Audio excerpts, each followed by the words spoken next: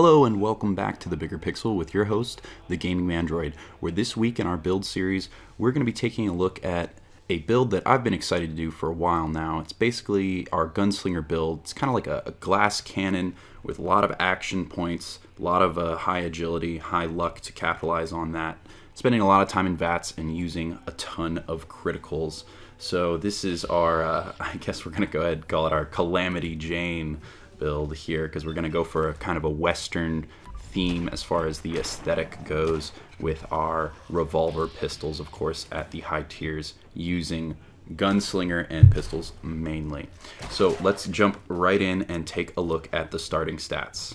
So we're going to be starting with a strength of 2. Now, just a side note on strength here, I've made it 2 on the possibility that you might want armor. So with the strength bobblehead, you'll have access to armor. Like I said, this is kind of a glass cannon build. There isn't too much defense hat here. You won't see armor on my perk list. However, I am using, for example, Black Widow, which is, I think, much better than Lady Killer. So our build is a female. If yours is a male, then I don't necessarily recommend Black Widow, so armor is probably what I would recommend instead. So I've left strength there at 2, just so that in general you can have access to armor if you want to drop some of these other perks, because I think that's the next best thing to take if you are going to drop some perks, whether it's because you're a male and you don't want to take Lady Killer or whatever.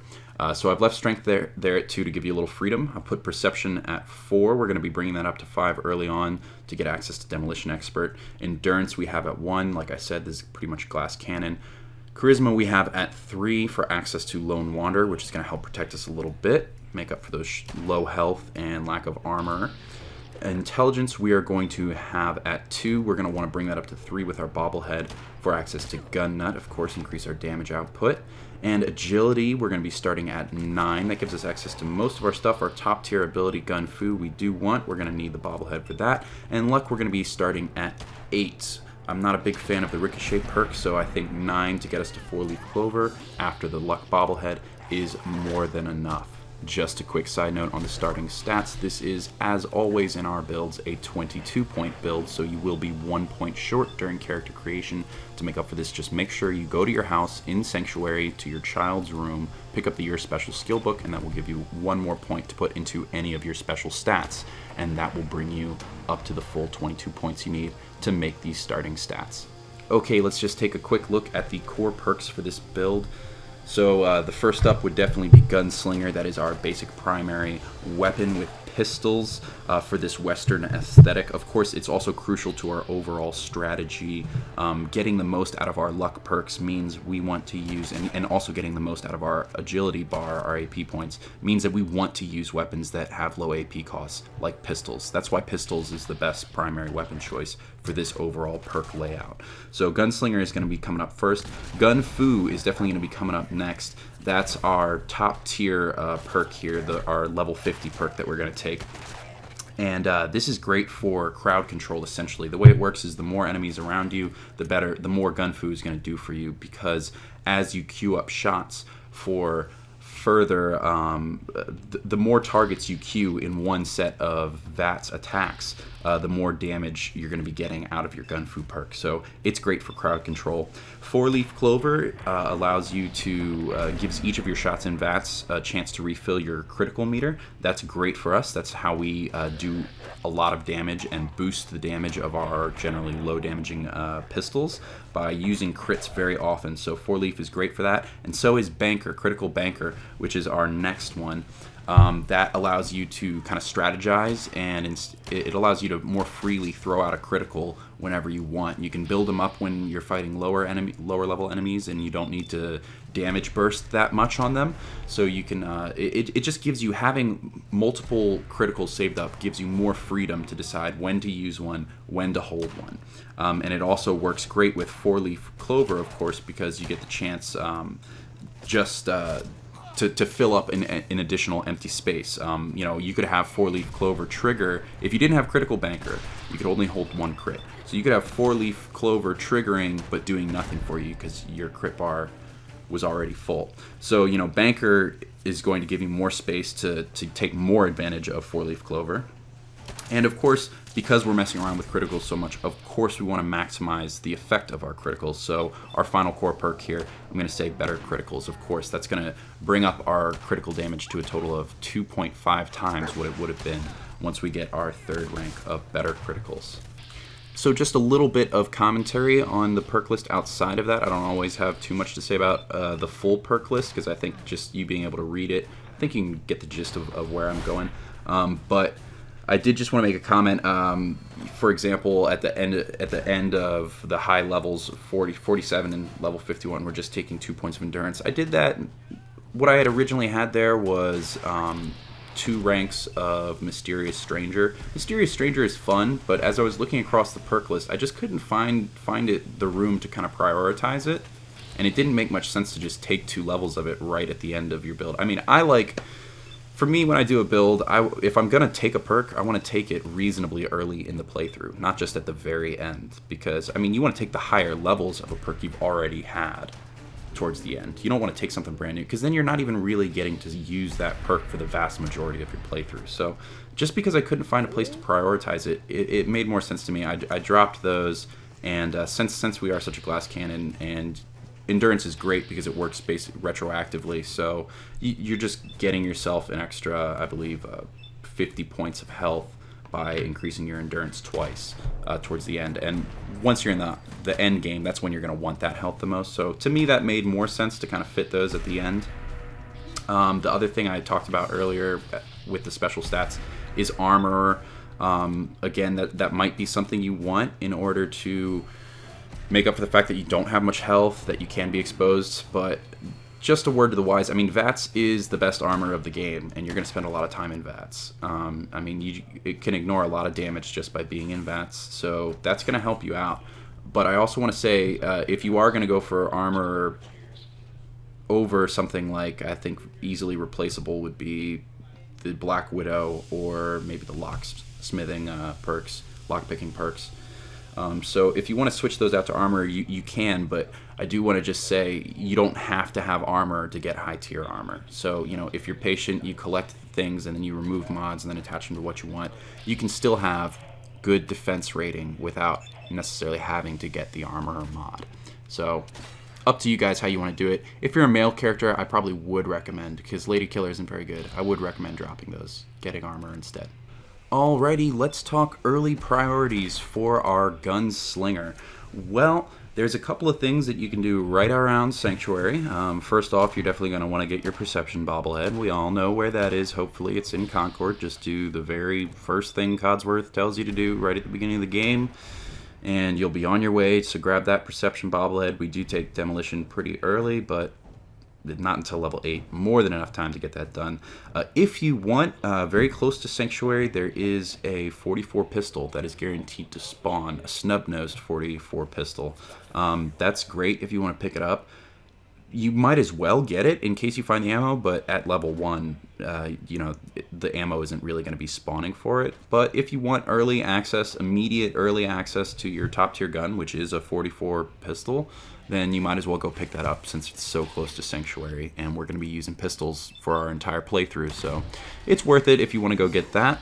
After that, you're definitely going to need to get your Intelligence Bobblehead. We take Gun Nut relatively early at level 13. I did give you some time, but you want to make your way to the Boston Public Library, which is in the mainland, not too far from Diamond City. So I found it to be a place that I travel to in virtually all playthroughs, and it's not too hard to get this bobblehead, so that's definitely one of your earliest priorities. And then of course you're going to need your agility and luck bobbleheads. Now those are far to the south, they're very near each other, but they're far to the southeast of the map. The agility bobblehead is going to be found on the wreck of the FMS North Star, and the luck bobblehead is going to be on an island, Spectacle Island, with a bunch of Mirelurks, a little bit to the northeast of that wreck of the FMS North Star. So these are priorities for our top tier agility and luck abilities so that we can gain access to them, but I haven't put those perks too early in the list because the further south you go, the higher level the enemies are going to be. So this is something kind of mid-game. So let's see, the first time you're going to need these are at level 24. So right around level 20, I'd say, is when you want to start thinking, if you haven't already done it, I need to go get my agility and luck bobbleheads. Other than that, all you have to do is just make sure you get set up with your 2 guns, your end game guns basically, and they're both pretty easy to get. So you're going to want to make sure you join the railroad, and after doing just the first quest with them, they're going to give you one of the best pistols in the game, which is the Deliverer. And the Deliverer is fantastic for our build. It has a reduced AP cost, which is insane, considering it's a pistol, so it's already really cheap to throw out a ton of shots, but it's going to be even cheaper. So get the Deliverer. That's going to be perfect because you're going to be able to queue up so many shots. That's how you take advantage of Gun Fu. For someone who has Gun Fu but doesn't have the right build, maybe they're using Rifleman, so they're using a hunting rifle. They're only getting out like 3 shots, so they can't even get that free crit because they run out of AP first, right? Not so with pistols, not so with the Deliverer. It's the opposite. I mean, sheesh, with maximum agility and the Deliverer out, oh my gosh, you could queue up like 16 shots, okay? That's like 12 criticals to throw around the room. And then, of course, with our build, you're practically guaranteed to kill a couple things, get Grim Reaper Sprint, come out of that with full AP points. And then you just pull VATS right back up. And then you could throw out another 12 crits. I mean, it's insane. So get the Deliverer. It's perfect for this build. And you don't even have to go very far in the railroad quest. I guess I would recommend that you might as well go a little bit farther if you're going to get that started and get access to the ballistic weaves. Ballistic weaves are just a useful thing for everyone. And if you want this aesthetic that we have, the clothes that we're wearing, you're going to need the ballistic weaves because they have no... What we're wearing here is, I believe, a Minuteman hat and McCready's duster. The hat cannot be upgraded, although there are some hats that can be upgraded with the ballistic weaves. The duster can be. Of course, you're going to need McCready and trade with him to get his duster, if that's what you want. But, whatever. That's just if you're going for this aesthetic here that we have. But there is one gun that I would say actually outclasses the Deliverer for the purposes of our build because it's just perfect. So there are minor spoilers ahead for the main quest line. This game's been out for a little while, and if you're watching a video like mine with Fallout 4 builds, my guess is that you probably have at least done this before. But anyways, minor spoilers for the main quest here. So what you want to do is progress the main quest far enough to the point where you confront Kellog at Fort Strong. Fort Hagen, I think. So once you kill him, you're going to get Kellogg's pistol. And Kellogg's pistol's effect is basically a guaranteed Grim Reaper sprint on any critical. So what it is whenever you do a critical in VATS, your AP points are refilled. This is possibly the best imaginable effect for this build that we have. What we depend on for our damage output and protection is spending a lot of time in VATS and throwing out a bunch of criticals. And in order to build criticals, you have to have AP to keep queuing up more shots. So what this gun does is it just gives us a loop cycle. This gun makes the build unbelievably good. It's just perfect for what we're trying to do. So you go into VATS, you queue up 15 shots. You're reloading. It doesn't even though the revolver can only hold 6 shots, with your quick hands, you're reloading in the middle of VATS for no AP, no problem. Throwing out 16 of these 44 bullets, and then you just make sure that the last shot is a critical. And then you go into... you could critical 4 times in there. Just make sure the last one is a critical. Then you have all your AP back. You shoot out another 15 shots. That's more than enough to fill your critical bar, most likely with all these perks and how high your luck is. You're going to fill your critical bar right back up the next time around. And then you end with another critical. And then you have more AP. And then you do more shots, get more criticals. It's ridiculous. It's just a loop. So Kellogg's pistol is just unbelievably good for what we're going for here. So just make sure you get that. And then that's probably, between the Deliverer and Kellogg's pistol, you don't need to worry about equipment again. These are the guns you want. And neither of their ammo is really that rare. So you're pretty much built up. You're set, You're on your way at that point. So perhaps unsurprisingly, this is a little bit of a shorter build video, I guess, than some of our others. This is just such a, to me, was always a self-evident idea for a build that I kind of realized was a possibility almost as soon as I looked over the perk list, and yet I never made it for myself until now, and it is a lot of fun. It's just as effective as I thought, and of course, once I saw Kellogg's pistol during my own like natural first playthrough, I realized I was like, man, you could really abuse this, and that's exactly what we're doing here. I mean, it's a build almost around abusing Kellogg's pistol, but I mean, you wouldn't even have to have it, and this build would still be effective, of course, but. It's awesome, but let's just take a look at pros and cons.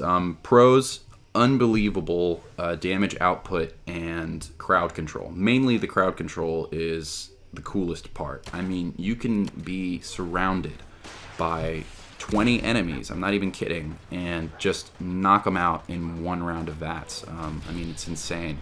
We're also a very mobile sort of a build here. You know, we have a very low equipment cost, and moving target is going to let us run very freely. We have tons of action points, and it's going to cost half as much. So we can really employ hit and run tactics if we need to, considering we have low health and low protection, which pretty much brings us to the cons. I'd say that's the toughest thing to deal with, is just the fact that you might get taken out unexpectedly, mainly by like an explosion or something, perhaps one of your own explosions if you're not careful with the Demolition expert. But I don't think it's too bad, especially towards later game. You're going to have tons of options. You will have built up your armor. Even if you didn't take armor, you will have some good stuff you will have collected by then. So in the end, you'll be fine, and especially if you want to take those 2 points of endurance and get a little bit of extra health.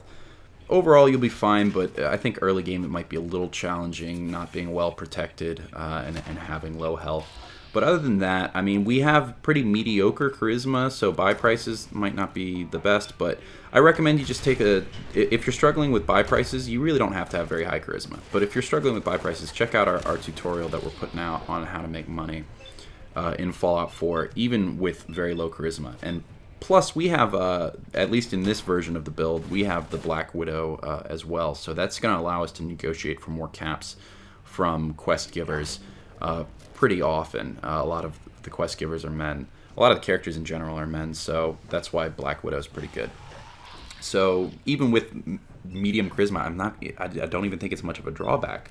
So I mean, this is a pretty reasonably well-rounded build. Now, I will say that one of the cons might be that our perception is not quite where we want it to be. I kind of touched on that earlier. The pistols don't have very high range, so sometimes you can be missing a frustrating number of shots. But there are two things that really make up for this. First of all, it's pretty easy to boost perception. I mean, put on the Minuteman outfit, the Wastelands Companion, or whatever it's called, not Companion, but, you know, there's tons of equipment that has the Cunning legendary effect that'll give you 1 agility and 1 perception, plus glasses and a hat. You know, you can easily boost your perception by 3 or 4, or take mentats, you know, whatever you want to do. So boosting perception is easy to get more accurate, plus the fact that criticals are a guaranteed hit from any range. So criticals can be your sniper, you know. I mean, you can literally take a pistol, as long as you can target them, as long as you have 1% chance to hit, just take the shot, use a critical, boom, 100% chance, and it does really high damage. So, you know, you can work around. The cons of this build can be worked around pretty easily. So I think it's pretty effective, pretty self-evidently good build here. Just one last thing I'll talk about, just kind of a tip on using this build to the max. All I'm really trying to say here is just you're going to have to kind of pay attention to the attacks that you queue in your VATS, just because you're going to have like 4 criticals to play around with, and when this build is really shining and you're surrounded by tons of enemies, you're going to queue up like a bunch of shots, and you just kind of want to remember, you just kind of have to think quick as you're in VATS and think, okay, on the first shot, that's enough damage to kill this guy right off the bat, so I'm going to target a low-level enemy here first. Right? Because I'm saving my high-level enemies for round 2, 3, and 4 when I'm going to get automatic crits or plus 50% damage or whatever from Gun Fu. So you're just kind of like looking at the levels and total health of the enemies around you and prioritizing, okay, I'll take out the little guys first in the first 3 shots, and then I'll focus on the big guys on the final shots that will all be crits. So if you are reaching that and you're 4 enemies and beyond and you're getting automatic crits, then keep in mind that you might as well use your crits on those first couple of shots. So basically all I'm saying is you're going to have to pay attention to how you've queued your shots through VATS, and then correlate that. Plan ahead for when you're going to use your criticals, and then remember, oh, I'm using a critical on my 3rd shot, and then on my 7th shot. And you just want to be alert as the VATS animations is going by. Okay, hit X. There's my critical, right where I needed it to be. Because sometimes you plan ahead and then you kind of space out and you forget, and you're like, oh yeah, I was supposed to critical that guy like 5 shots ago. And if you do mess it up, you can always hit B and cancel everything you did and then go back in and re-queue it the way that you were supposed to do it. So just a word to the wise there. Pay attention in VATS and use your criticals to the best of your ability. Okay, so that just about wraps it up for our Gunslinger Glass Cannon build. Do stay tuned to the Bigger Pixel next week, where we will be releasing more content, continuing our perks examination. Hopefully we will eventually be getting to agility and luck, and you can get all the details on all the perks that we're using on these trees. But endurance is up next, and that should be coming out later this week. So stay tuned to the Bigger Pixel. I have been your host, as always, the Gaming Mandroid, and I'll see you next week.